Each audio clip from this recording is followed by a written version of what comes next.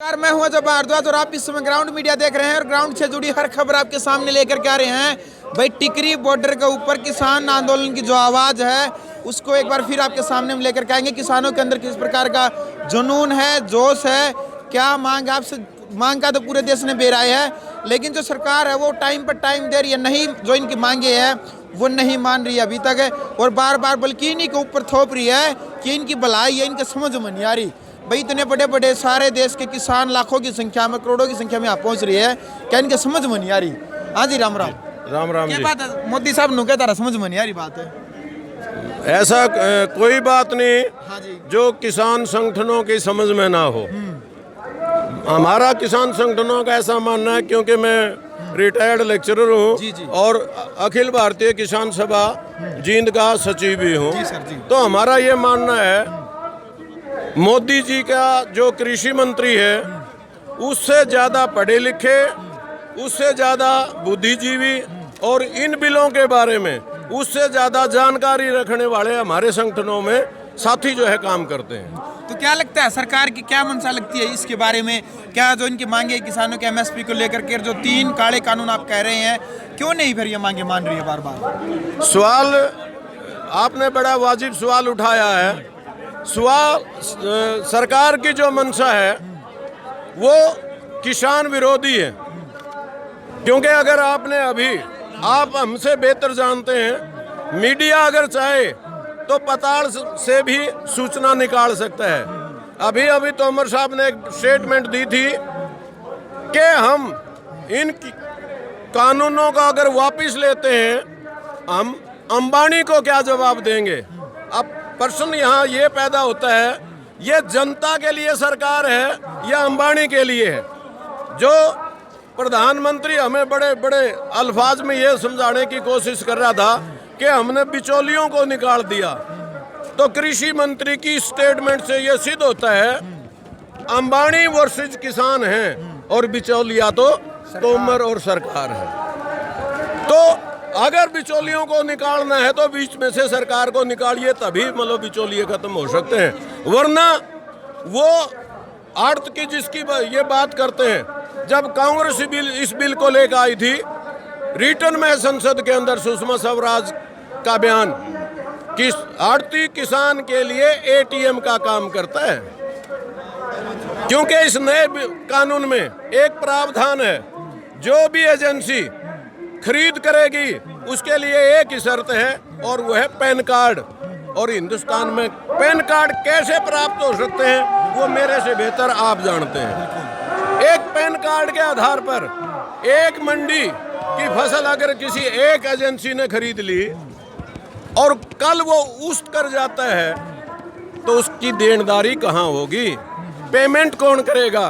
क्योंकि कानून में प्रावधान है किसान कोर्ट में नहीं जा सकता, केवल एसडीएम में जा सकता है। बात करते हैं ये कि 3 दिन के अंदर हमने प्रावधान किया, पेमेंट होगी। मैं पूछना चाहता हूँ सरकार से आपके माध्यम से, इस बार तो सरकार ने परचेज की है हमारी, अभी अभी जीरी बेच के आए हम, अभी अभी हम अपने बुआरे से जो है निपट के आप यहाँ पहुँचे हैं। आज तक भी किसानों की पेमेंट ड्यू है, और जो सरकार की एजेंसियों ने खरीदी है तो प्राइवेट की गारंटी कौन देगा? ये प्राइवेट रोडवेज को तो गारंटी दे सकते हैं, अगर आपके पर किलोमीटर के हिसाब से अगर नुकसान होता तो सरकार भरपाई करेगी। क्या किसान को ऐसी गारंटी नहीं दी जा सकती? क्योंकि इनडायरेक्ट मुझबानी कह रहे हैं एमएसपी में कोई खतरा नहीं है, मुझबानी बात करने लग रही है। मैं एक बात कहना चाहूँ जी, आप न्यू को है मास्टर जी आपके पास 100 रुपये मैंने लेने हैं, और मैं न्यू को हूँ जी हाँ मैंने खरे आपके देने हैं, फिर उसने लिख दो ना, लिख दो, कानून बना दो, जो भी एमएसपी तय कम रेट पे खरीदेगा वो आपराधिक श्रेणी में होगा। हमारा सवाल अब एमएसपी का रहा नहीं, एमएसपी कोई मैंने नहीं रखती, माँ जन्म देती है, लेकिन धरती माता हमें ताउम्र हमारी परवरिश करती है।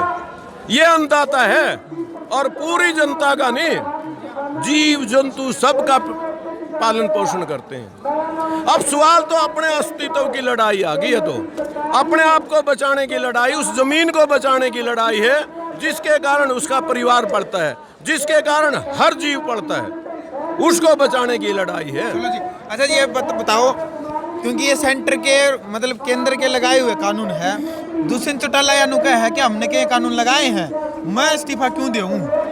हमें एक बात पूछना चाहते हैं दुष्यंत चौटाला जी से। वो यूं कहता है मैं किसान पुत्र हूं, मैं किसान पुत्र हूं। जब वोट लेना हुए हैं वो किसान पुत्र बन गए हैं सारे। अभी अभी आपके एक बड़े चैनल पे एक, मैं नाम नहीं लेना चाहता किसी दूसरी पार्टी का, एक दूसरी पार्टी के प्रवक्ता ने उससे पूछ लिया रबी की 3 फसलों के नाम बता दे। भाई साहब उल्टा पुल्टा देने लग गया। उसने 5 मिनट तक यही बात जारी रखी, किसान पुत्र हो, रबी की 3 फसल कौन सी है उनके नाम बता दे। नाम नहीं आए तो किसान पुत्र है क्या? वो तो यूं भी कहता है ना, अगर एमएसपी पे खरीद नहीं हुई, चौटाला जो दुष्यंत चौटाला पहला आदमी होगा जो इस्तीफा देगा। मैं आपसे पूछना चाहता हूँ, ये सारे के सारे किसान जीरी बेच के आए हैं, कितने की एमएसपी पे बिकी है? बाजरा बेच के आए हैं, आप पूछो इनसे कितने का बाजरा एमएसपी पे बिक गया है। पीछे जो है सरसों बिकी थी, कितना की सरसों एमएसपी पे बिकी है? ग्वार, कपास, एक भी तो बताओ ना मुझे जो एमएसपी पे बिकती हो। तो एमएसपी एक बहाना है। अब तो चलो जी, अभी क्या फिर सरकार यदि नहीं आपकी जो मांगे नहीं मानते तो अगला क्या कदम होगा किसानों की तरफ से? देखो, ये जो सवाल आपने किया है, ये हमारे जो संगठन है और उनके जो नेतृत्व है, हमारा किसान संघर्ष समन्वय समिति और किसान मोर्चा के जो लीडर हैं जी, जो सरकार के साथ बातचीत में शामिल हैं, ये फैसला तो उन्होंने लेना है। जैसा भी उनका आदेश होगा हम उनके आदेशों की पालना करेंगे। और अब इतना जरूर हम कहना चाहेंगे, हम अपने एजिटेशन को बिल्कुल शांतिपूर्ण तरीके से चलाएंगे, क्योंकि सरकार तो चाहेगी। आपने देखा होगा कुछ बड़ा मीडिया घरानों ने इन साथियों को, ये बैठे हैं पगड़ी वाले साथी, किसी को खालिस्तानी बना दिया, किसी को पाकिस्तानी बना दिया, किसी को उग्रवादी बना दिया, जबकि हम इस देश की संस्कृति है, हम हिंदू, मुस्लिम, सिख, ईसाई सभी भाई हैं बिल्कुल, और सभी मिलजुल कर इस लड़ाई को आगाज अंजाम तक पहुंचाएंगे। बिल्कुल भैया, आप यहाँ पर किसानों के अंदर जो जोश है लगातार आप देख सकते हैं। इस वक्त की जो बड़ी खबर है, टिकरी बॉर्डर से किसानों के अंदर जो जुनून और जो जोश है लगातार वो बढ़ता ही जाने लग रहा है। और सरकार को भी इस बारे में सोचना चाहिए कि जितना लंबा टाइम लेंगे उतना ही ज़्यादा सरकार को नुकसान होने वाला है। तो इस वीडियो को आप ज़्यादा से ज़्यादा शेयर करें। ग्राउंड मीडिया के लिए टिकरी बॉर्डर से मज़ा भारद्वाज।